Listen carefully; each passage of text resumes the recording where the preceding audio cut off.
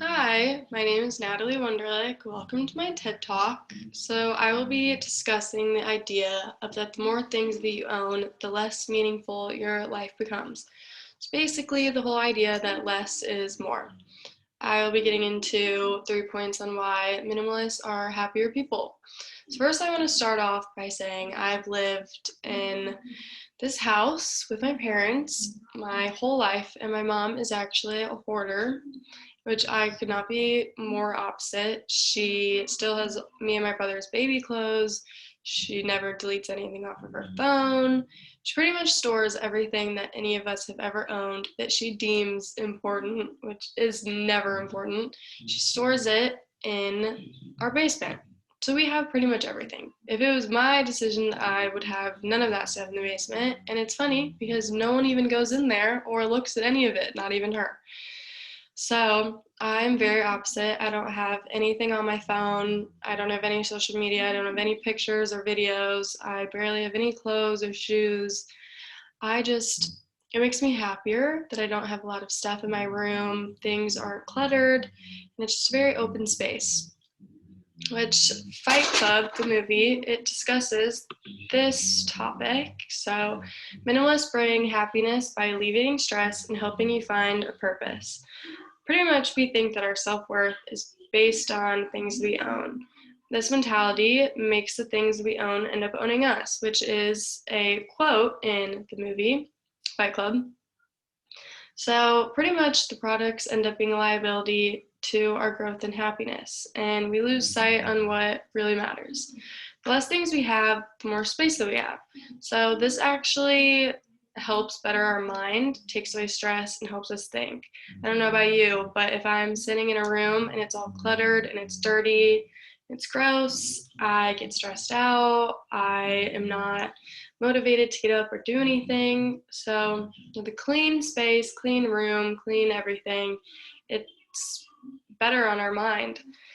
We can also find things easier in a room that's not cluttered, which also helps save time. So finding things easier and takes away from materialistic things. So there is a great example of all this. Christine Platt. She got a divorce, lost her job, and moved into a condo and was basically forced into the minimalist lifestyle. But she describes it as liberating, ending her wasteful overconsumption habits, and pretty much finding her purpose. So, this is actually a journal. It's all about less being more. Minimalists are even happier while they're traveling. And this was actually an article on US Today. While traveling, you always want to overpack, which I always do. So, less to bring on a plane is super nice. You can just have a little carry on bag with all your essentials. You don't have to have a big old suitcase that you have to wait for when the plane lands and you have to watch it go around that spinny thing. So that's way less stressful because you don't know if someone took your bag, if your bag already went by, and you don't have to wait there and waste a bunch of time. And also, when you're searching through your luggage, if you want one little thing, you don't have to take literally everything out of it. You can just get to that one little thing that you need. The next point is minimalists save money, which brings happiness. We're obsessed with consumerism and mindless spending. So, for some individuals, money becomes the purpose of their lives as they believe that money, or rather, what they purchase with money, will give them what they yearn. So, this is actually proven to not be true. It's called materialism. This was in a journal of guidance and counseling. They talked about all that stuff. Also, 2018 Purdue University study found that measures of happiness tend to plateau or even fall once your annual income reaches 65,000 to 105,000 range.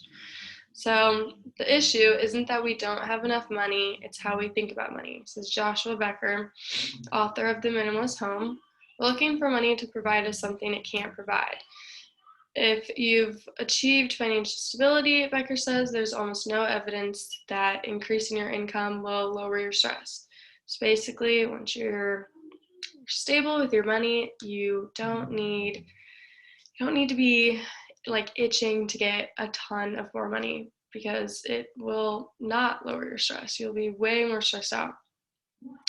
So this picture is pretty much describing that we work for things that we deem as assets. So we're chasing money, we're chasing the assets, and we're working all the time, and it ends up not satisfying us for long periods of time. It's a very short satisfaction.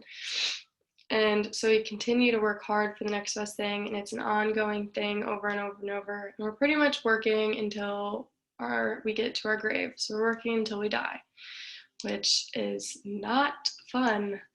Does not sound fun to me. And usually we don't have jobs that we like. We just pick the job because we wanted a job that would get us money so we can buy more things that we don't need. The next one is minimalism helps us figure out our values. So the other point that I just talked about, pretty much working until we get the assets. If we are working less, then you can have way more time on your hands. And when we aren't working a job that we usually hate, to buy products that don't satisfy us for long, we have a lot more time on our hands. We can put our time and effort into things that really matter and figure out our values. So you have more time for goals, quality time with people that you love, and pretty much just enjoy simple pleasures. Once you get rid of unnecessary things, you can start to actually live. You become aware of the values of your life. You can stop caring about what people think, about what people want you to do, your parents. You don't have to really think about what your parents want you to do, because it's your life and you get to pick what you want. You don't have to follow the norms of society. So you have one life and you have one chance to live it how you want. Several lines of research demonstrate that high consumption lifestyles and materialistic values are not a trustworthy path to well-being. Instead, materially simpler lifestyles such as minimalism, with a focus on intrinsic values, have been suggested as contributing to happiness and fulfillment.